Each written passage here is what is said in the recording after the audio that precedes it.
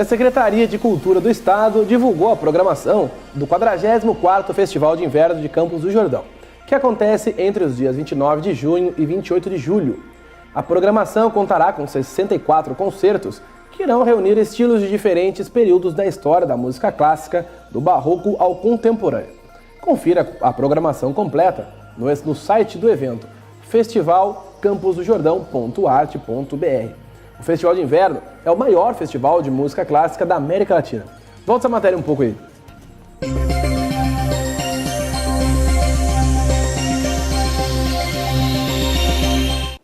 O presidente do Banco Central, Alexandre Tombini, garantiu que a inflação vai diminuir nos próximos meses. Ele falou para senadores e deputados sobre a atuação do banco. Veja o VT.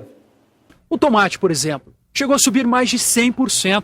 O controle sobre a inflação é uma das funções do Banco Central. Uma preocupação que agora ganha um tom diferente. No atacado, o preço dos alimentos já caiu 6%.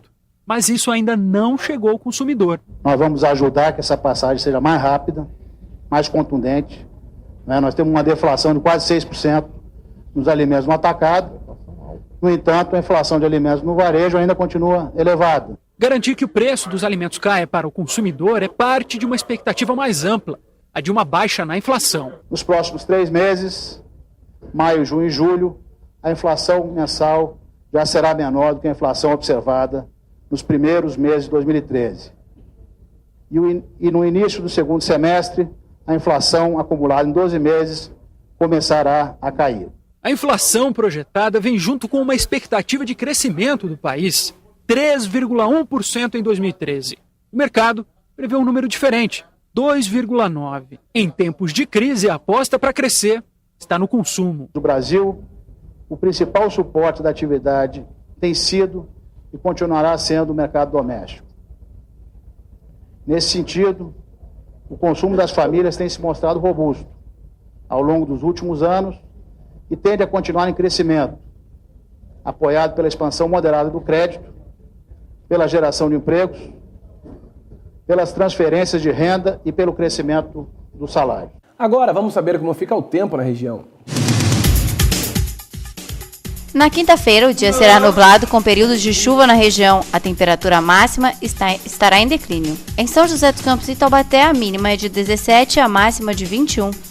Em Guaratinguetá e Aparecida, a mínima é de 20 e a máxima de 23. Em Ubatuba, a mínima é de 18 graus e máxima de 21. Em Campos do Jordão, a mínima chega a 11 graus e a máxima de 16.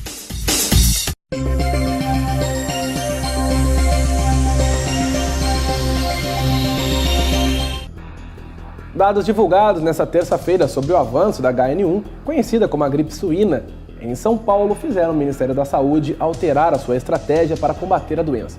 Entre as informações, a mais alarmante é a de que o estado de São Paulo concentrou, até semana passada, 90% das mortes por esse tipo de gripe. No total dos 61 óbitos, 55 ocorreram em São Paulo. Apesar de não usarem o termo surto, tanto o Ministro da Saúde, Alexandre Padilha, como o diretor do Departamento de Vigilância das Doenças Transmissíveis, Cláudio, expressaram preocupação e anunciaram medidas emergenciais para lidar com a situação.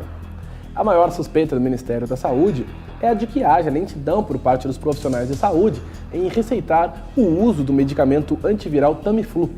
Pela nova estratégia do governo, o remédio deve ser aplicado nas primeiras 24 horas após a suspeita da doença, sem que haja necessidade de se confirmar o diagnóstico por exame laboratorial.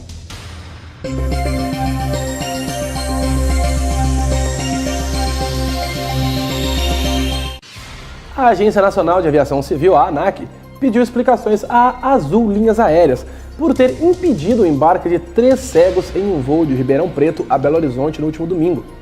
Os deficientes visuais participaram de um campeonato em Altinópolis no final de semana e estavam na sala de embarque do aeroporto Leite Lopes, em Ribeirão, quando foram impedidos pelo comandante de entrar na aeronave. A empresa alegou motivo de segurança para a medida.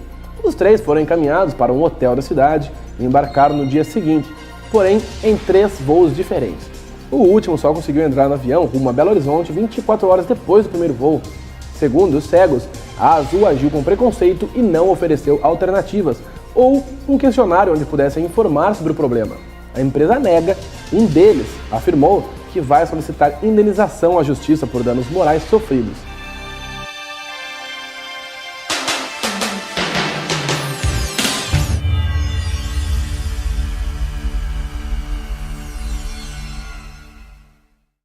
Vamos a mais um intervalo.